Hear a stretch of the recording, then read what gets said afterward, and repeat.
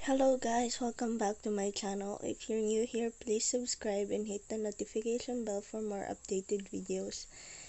And before anything else, ito na yung ating formula of integration of inverse trigonometry.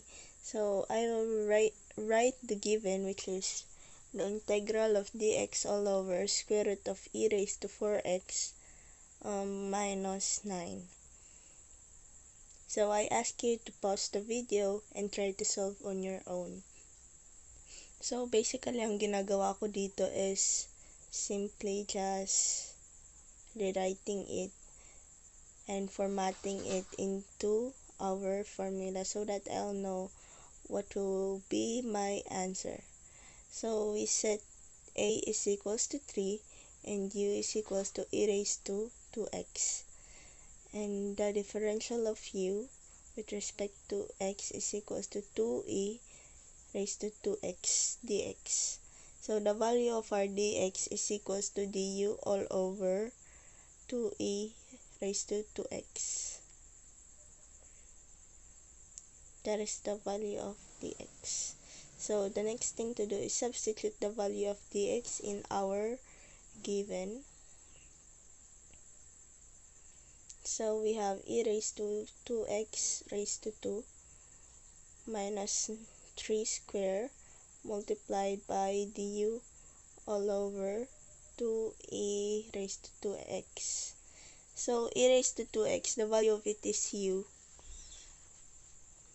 So, ang gagawin natin is ilalabas lang natin yung constant and then i-change natin yung value of u. So, most probably, ang makukuha natin dito na sagot it's arc secant. So, nilabas ko na nga yung 1/2. So, matitira yung du sa numerator. And sa denominator, I just change the value of the u, which is e raised to 2x. Para makita nyo na arc secant yung gagamitin natin. So, we have 1 over a, which is, ang a natin is 3, multiplied by 1/2, na ilalagay ko na lang later on. Yung u natin is e raised to 2x all over a, which is 3 plus c. So, sabi ko nga may 1/2 pa tayo dito sa kabila. So, kailangan pa natin yung i-multiply. So, 1/2 times 1/3, 1/6 dapat.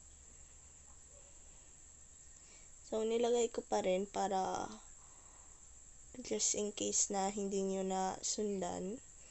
Nilagay ko pa rin siya. Pero, ang magiging final sagot na natin dito is 1 over 6 arc secant e raised to 2x all over 3 plus c.